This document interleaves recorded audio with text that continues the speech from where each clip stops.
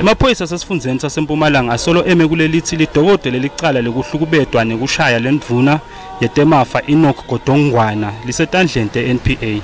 Lokhulumela emaphoyisa esifundeni saseMpumalanga Brigadier Selvi Mohlala ubeke kanje. I can confirm that the docket with regard to the case of a well-known person that was reported as Kubuza is not with us as the police. We have submitted it to the NPA for a decision and is not within our hands as we speak.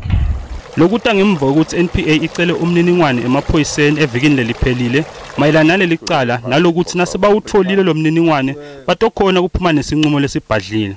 Kepha emaphoyisa makabutwa ashintshe inkulumo athi kusukela ngenyanga yengci lelidikodo solisetandleni te-NPA. Godongwana usolwa ngekuhlukubeta ngekwelicansi sisebenzi sasesiciwini sekonga imvelo Kruger National Park ngalesikhathi aye kuyongcebeleka khona.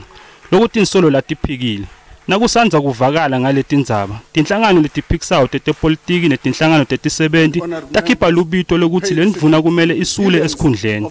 Lokhulumele iNPA eMpumalanga Monikanyuswa uthi lelidikodo likhona kepha akachazi ngalokucukethwe kulombiko.